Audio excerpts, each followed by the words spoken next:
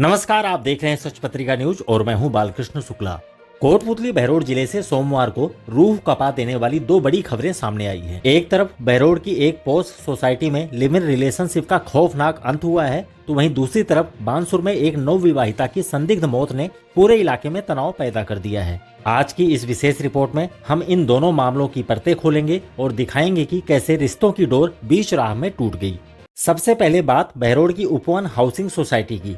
यहाँ रविवार देर रात एक 28 वर्षीय महिला ने मौत को गले लगा लिया। मृतका पिछले 8 महीनों से अपने पति और मासूम बच्चों को छोड़कर अमित अग्रवाल नाम के व्यक्ति के साथ लिव इन में रह रही थी। बताया जा रहा है कि रविवार को प्रेमी अमित अपनी बीमार मां को देखने गया था, लेकिन जब वह देर रात फ्लैट पर लौटा तो दरवाजा अंदर से लॉक था। बार बार फोन करने और दरवाजा खटखटाने पर भी जब कोई जवाब नहीं मिला तो अमित ने पड़ोसियों से पेचकस मांगा और बालकनी के रास्ते अंदर घुसा। अंदर का मंजर देखकर उसके पैरों तले जमीन खिसक गई। महिला पंखे से लटकी हुई थी।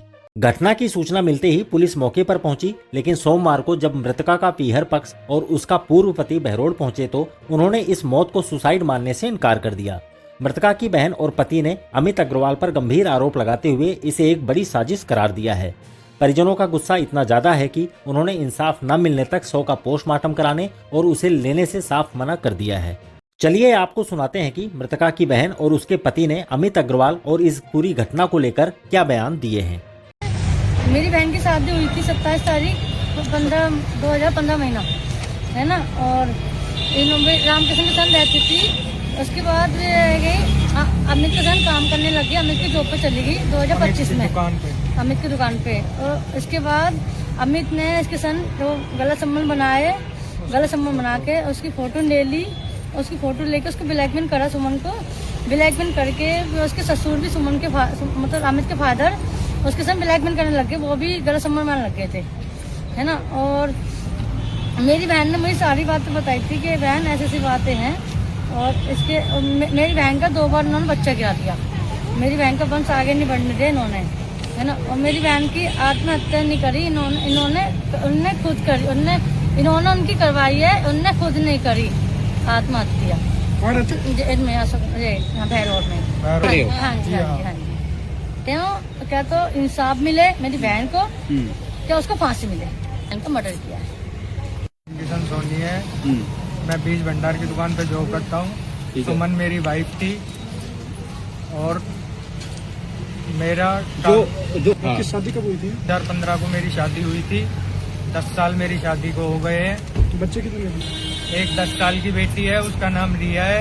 एक 8 साल की बेटी है, उसका नाम प्रिया है। और एक 4.5 साल की बेटी है, उसका नाम बंसिका है। अभी उसका कारण ये है, वो ये कहते हैं कि बॉडी आप लेके जाओ। हम किस आधार से लेके जाएं बॉडी को, जब उसके साथ रह रही है पिछले 5-6 महीनों से उसके साथ है, तो उन्हीं का हक बनता है। नहीं, अमित के साथ अमित अग्रवाल कहाँ रहता है?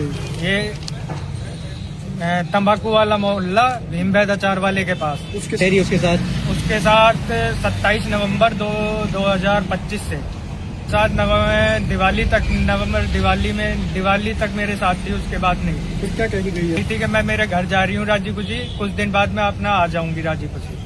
उसके बाद नहीं आई? उसके बाद नहीं आई। उसके बाद मुझे पता चला कि 27 नवंबर की सुबह अमित अग्रवाल के साथ वो जाकर लिविंग रिलेशनशिप में उन्होंने कागज वगैरह बनवाए हैं। और ये जो वो कागज दिखा लिविंग रिलेशनशिप के कुछ कागज है मेरे पास, तो आपका कहना? हाँ।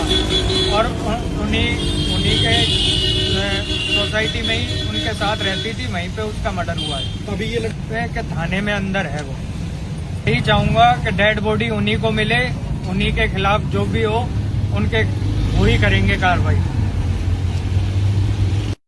अभी बहरोड की गुत्थी सुलझी ही थी कि कोटपुतली के बीडीएम अस्पताल में एक और लाश पहुंचने से हड़कंप मच गया।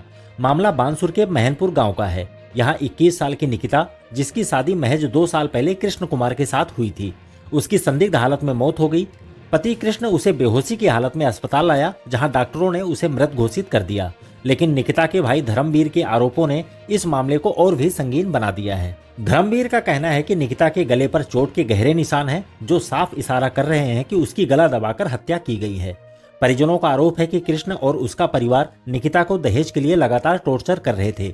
2 दिन पहले ही निकिता ने फोन पर बताया था कि वह ठीक है, लेकिन अचानक आई मौत की खबर ने कई सवाल खड़े कर दिए हैं। बानसूर थाना प्रभारी राजेश यादव के मुताबिक निकिता के पिता ने दहेज हत्या का मुकदमा दर्ज कराया है और पुलिस हर एंगल से मामले की जांच कर रही है। कोटपुतली बहरोड जिले में हुई इन दोनों मौतों ने सामाजिक ताने बाने पर सवालिया निशान लगा दिए हैं। एक तरफ लिव इन पार्टनर पर आरोप है तो दूसरी तरफ दहेज की वेदी पर एक और बेटी की बलि चढ़ने का अंदेशा है। सच पत्रिका इन दोनों मामलों पर अपनी पैनी नजर बनाए हुए है। जैसे ही पुलिस जांच में नए खुलासे होंगे हम आप तक पहुंचाते रहेंगे। यदि आपको हमारी खबरें पसंद आती है तो वीडियो को लाइक करें, चैनल को सब्सक्राइब करें और अधिक से अधिक शेयर करें। दोबारा मिलते हैं इसी तरह की दूसरी ताजा खबरों के साथ। नमस्कार।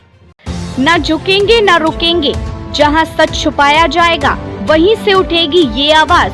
सच पत्रिका न्यूज, सबसे तेज, सच और सटीक खबरें।